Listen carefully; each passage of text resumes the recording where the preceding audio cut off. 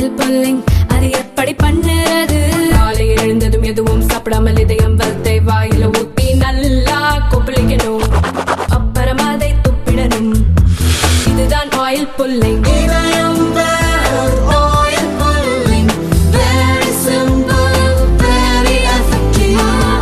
மோதி ரேக்லா திருவிழாவில் கலந்து கொள்வதில் ரொம்ப மகிழ்ச்சி.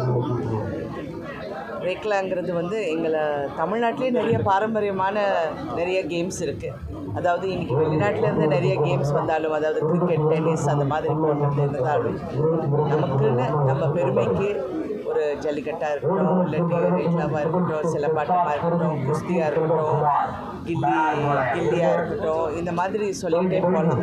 சேவல் சண்டை இது மாதிரியெல்லாம் சொல்லிக்கிட்டே போகலாம்.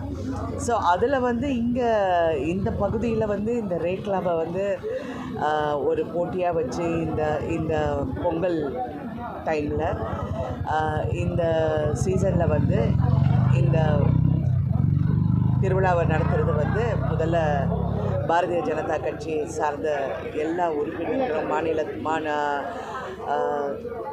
மாவட்ட தலைவர்களும் தொண்டர்களும் நிர்வாகிகளும் எல்லாருக்கும் என்னுடைய வாழ்த்து சொல்ல கடமைப்பட்டிருக்கேன்.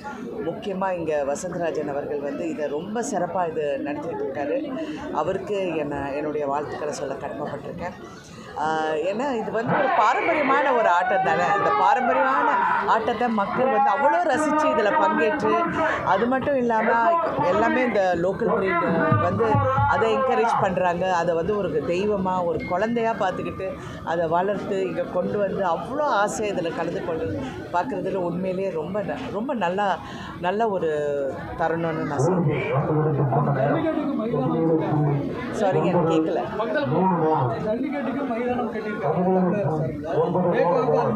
கண்டிப்பாங்க. இப்போ தமிழ்நாட்டிலே இப்போ ஸ்போர்ட்ஸ் நம்ம லோக்கல் எங்களுடைய ரீஜனல் ஸ்போர்ட்ஸுக்கு நிறைய முக்கியத்துவம் வந்து நம்ம கொடுத்தாகணும். அந்த வகையில் இப்போ நீங்கள் சொல்கிற மாதிரி நானே வண்டியில் வரும்போது நினச்சிக்கிட்டு இருந்தேன். ஏன்னா நான் பல வருஷத்துக்கு முன்னாடி உழவன் மகனுங்கிற ஒரு படத்தில் இந்த ரேக்லா ரேஸு மாதிரி ஒரு காட்சி அமைக்கப்பட்டது. அதில் நான் பங்கேற்றிருந்தேன். அப்போ இது பார்க்கும்போதெல்லாம் நாங்கள் அப்போ பேசிப்போம், இதெல்லாம் வந்து இன்னும் மக்கள் ரசிக்கிறாங்க, இதை வந்து இன்னும் வரவேற்கிறாங்க.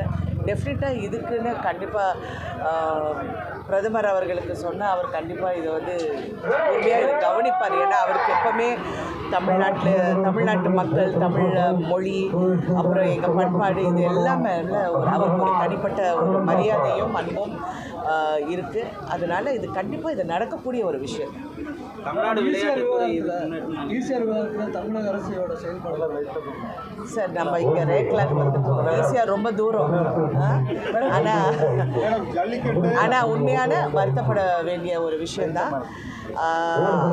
பாதுகாப்பு கண்டிப்பாக பெண்களுக்கு தேவை. அது வந்து எந்த மாற்று கருத்தும் கிடையாது. அந்த பாதுகாப்பு கொடுக்கறதுக்கு கண்டிப்பாக போலீஸும் செயல்படுவாங்க, எங்கள் ஸ்டேட் கவர்மெண்ட்டும் செயல்படணும். அதுதான் எல்லாரும் விரும்புவாங்க. பட்ஜெட் எப்படி தமிழகத்துக்கு? அது மிடில் கிளாஸுக்கு நல்ல ஹெல்ப்ஃபுல்லாக இருக்கிற ஒரு பட்ஜெட்டுங்க. அது வந்து மிடில் கிளாஸ் மக்களை கைவிடலாம். மேடம், ரேக்லா வண்டியில் நீங்களும் பயணிச்சிங்க, அந்த அனுபவம் எப்படி இருக்கு சார்? நான் இது முதல் வாட்டி இல்லை சார், நான் நிறைய வாட்டி போயிருக்கேன். உழவன் மகள்லேயே நான் போயிருக்கேன். தற்போது அரசியல் களத்தை பற்றி ஒரு பக்கம் பெரியார் சார், அரசியல் பேசுகிறதுக்கு நிறைய பேர் இருக்காங்க. நான் இங்கே ரேக்லாவை பார்க்குறதுக்கு வந்திருக்கேன். இருந்தாலும் எல்லாருமே அவங்கவுங்க கருத்து, அவங்களுடைய பெர்ஸ்பெக்டிவ் சொல்கிறாங்க. அது வந்து தவறு ரைட்டுன்னு சொல்கிறதுக்கு எல்லாருக்கும் உரிமையும் இருக்குது. அது அவங்கவுங்க பேசிகிட்டு இருக்காங்க. ஆமாம், அது சர்ச்சைகள் போயிட்டுருக்கு. நானும் பார்த்தேன், படித்தேன். சரி, அவருடைய கருத்து சொல்லிட்டாரு, அடுத்தவங்க அவங்க கருத்து சொல்கிறாங்க. மக்களுக்கு தெரியும் அது எது ரைட்டு எது தவறுங்கிறது யாருக்கும் தெரியாமல் இல்லை. எங்களை விட மக்கள் தான் ரொம்ப உஷாராக இருக்காங்க. அவங்களுக்கு எல்லாமே தெரியும். எந்த படம் ஓடுங்கிறது படம் வரதுக்கு முன்னாடி அவங்களுக்கு தெரியும். எந்த கட்சி ஜெயிக்கணும்னு எங்களுக்கு தெரியறதுக்கு முன்னாடி அவங்களுக்கு தெரியும். பெரியார் சொல்லியிருக்காரு, அவங்களோட 4 நாடகம் வந்து நான் இவ்வளோ நாள் பேசினதை 4 நாடகத்தில் சொல்லிடுவோம். அந்த கருத்து இப்போ நல்லா இருக்குன்னு என் தந்தையை பொறுத்த வரைக்கும் அவர் வந்து சீர்திருத்த கருத்து, அதுக்கப்புறம் பெண்கள் உரிமை, இது பற்றி அவருடைய நாடகங்கள்லாம் நான் பார்த்துருக்கேன். அவர் கூட பயணிச்சிருக்கேன். இந்த நாடகங்கள்லாம் செய்யும்போது அதெல்லாம் நான் பார்த்துருக்கேன். அவர் சொன்ன விஷயங்களும் இன்றைக்கி பேசப்படுற விஷயமும் அப்பாற்பட்டு இருக்குது. So I don't want to get in to that controversy. Jallikattu இந்த மாதிரி ரேக்லா எல்லாம் அரசியல் கட்சியில் நடத்துறது எப்படி ஜல்லிக்கட்டு ரேக்லா ரேஸ் எல்லாம் அரசியல் கட்சி நடத்துகிறாங்க இப்போ எல்லாம் பரவலாக தமிழ்நாடு பூரா அதை பற்றி நல்ல விஷயம் தானேங்க. அரசியல் கட்சி எதுக்கு இருக்காங்க? மக்களுக்காக இருக்காங்க, மக்களோட நலனுக்காக இருக்காங்க, மக்களோட தேவைகளுக்கும் சேவைகளுக்கும் சேவை செய்யறதுக்காக இருக்காங்க. இந்த மாதிரி விஷயங்கள் நீங்கள் இங்கே வந்திருக்கிற ஒரு 10 பேரை கேளுங்க, இது நல்லா இருக்கா இல்லையா, நல்லா இருக்குன்னு தான் சொல்லுவாங்க.